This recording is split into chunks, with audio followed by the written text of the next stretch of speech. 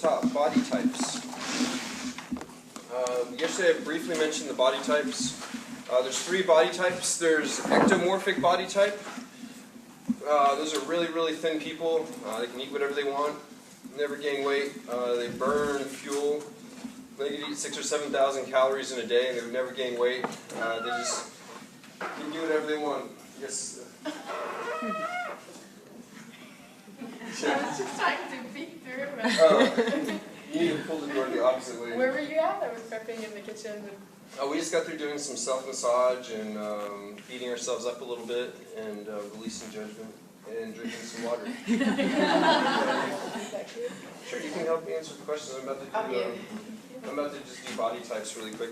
But there's ectomorphic, mesomorphic, which is the tendency to put on muscle very easily. But if you don't eat properly, you can also gain weight.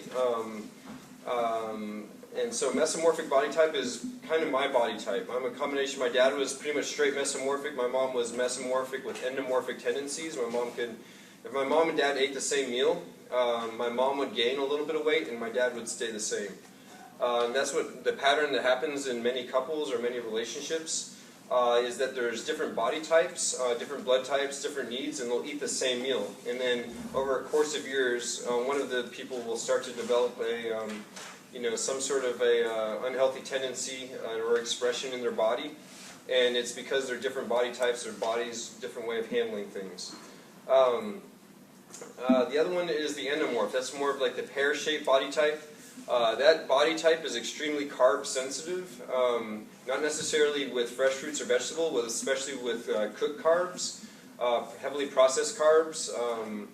And so when you take like a sweet potato or a potato, if you're to feed, they did a study, they fed raw potatoes to pigs over a course of 2 weeks. Every single one of the pigs lost weight. They did the exact same thing. They cooked the potato. Every single one of the pigs gained weight. Exact same food, exact same diet. Difference was when you cook a food, it breaks down the fiber, it makes it really soft, and also separates the starch from the fiber. When you separate the starch from the fiber, your insulin level spikes when you're eating that carb. And if you have a endomorphic body type, then it makes it really easy for your body to store that fat or that fuel as fat. The best thing to do with the endomorphic or mesomorphic body types is to eat consistently. Eating every 2.5 to 3 hours is extremely important, and being consistent in what you're telling your body. One of the worst things that you can do is to go 4 or 5 hours between a meal and then binge eat. That's what I see a lot of people do. Like, oh, I just had some coffee for breakfast and a donut a little bit later, and then 4 hours later I had a huge lunch, and then I didn't eat anything for 5 or 6 hours. I went home at night and I had a big dinner. I'm like, okay, so that's the pattern. So I like to refer to it as grazing. It's like when you just eat consistently all day long. And I never plan a meal. I hardly ever actually make a meal. It's usually just me grabbing some fruit or just throwing a quick salad together. But as far as like the normal way of understanding how meals work, I usually never eat that way. If it's a special occasion, I'm going to someone's house, I'm going out to eat. I went to Gorilla Foods with Stephanie and Dr. Ali and Maria, and it was a beautiful thing, and I had a meal. But that's an uncommon experience for me. The normal pattern in my life is just eating consistently all day long. And what I can do right now is talk about a little bit about the bodybuilding for you. So whenever I worked for Extreme Makeovers, and bodybuilders are the ones that designed the program that I was in. And so I said, when I went vegan at the time, I said, how can I take these principles that the bodybuilders are using and gain muscle size, doing plant-based diet? And I found a really interesting book. It's written by 2 scientists, and it talks about nutrient timing, like how what you eat and when you eat is very important. And what I found is there's one single trick that I do every single time before I work out, and this has helped me keep my muscle mass up, my strength up. And that is that I will do a high-carb smoothie right before a workout, maybe 45 minutes before a workout. And I'll drink 2 glasses of water right before a workout.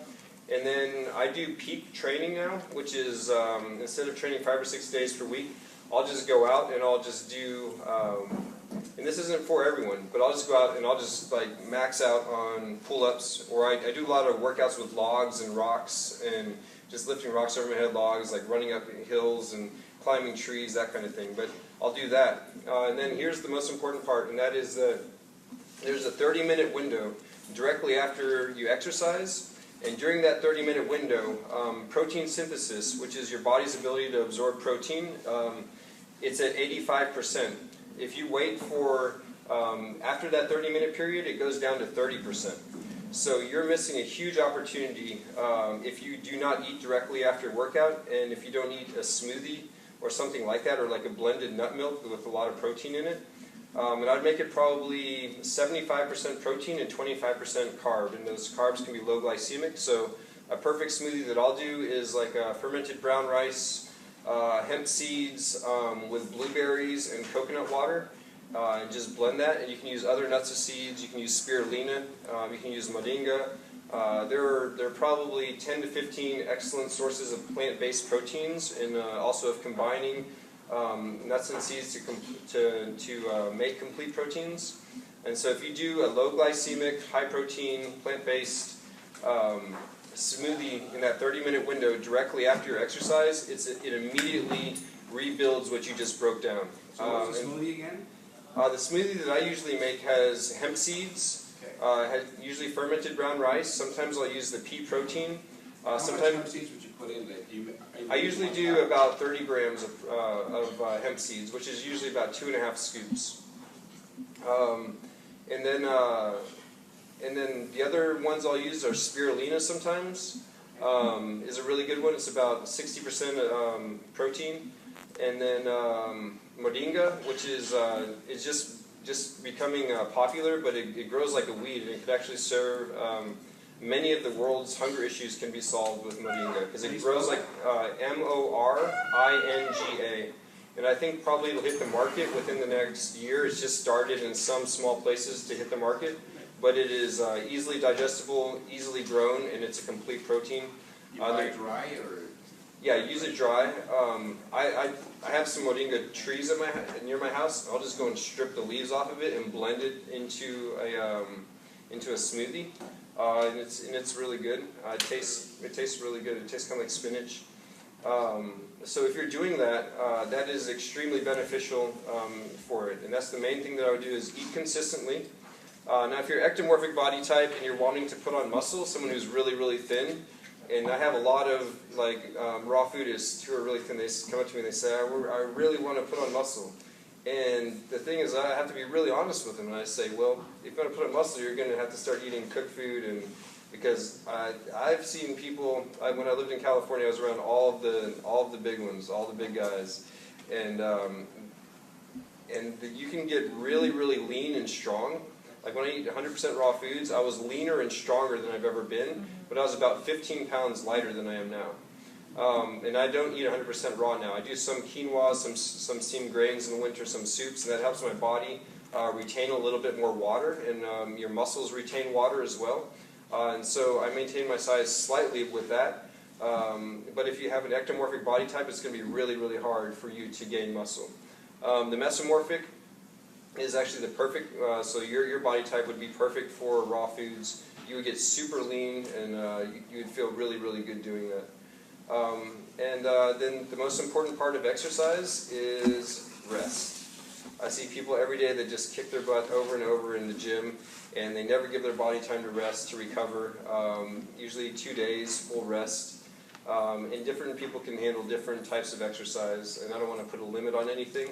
But it's just as a generality, rest is the most important part of exercise. And so yeah, that is my. Does anyone have any questions about? How do you tell what body type you are?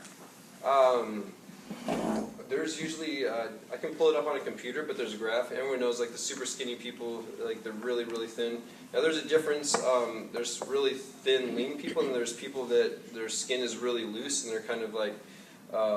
They aren't as strong, and there's some people that are naturally just lean.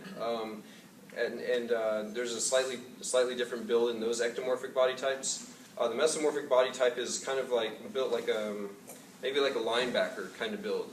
And then usually, like if you're referring to football in America, or like the linemen are usually endomorphic body types. And there are certain people that will have tendencies for both of them.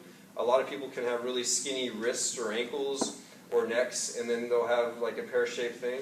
And we're all very unique in how we're born, and we're all have very specific things that we're born with.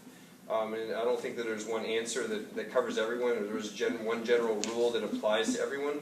And the things that I'm saying are generally based, but they do, as a generalization, they are true. So yes, I don't know if does that answer your question? Okay, mesomorphic, it's really easy for them to put on muscle. Endomorphic, it's really hard for them to lose weight or to eat anything without gaining weight. They have to have an extremely, you have to do consistent cardio. And I would, instead of explosive cardio, where you're doing sprints, it's long distance. If you exercise at about 75% of your maximum heart rate as an endomorphic body type, consistently through the week, that's the best way to maintain like weight loss, and because you utilize fat as fuel at about 75% of your maximum heart rate.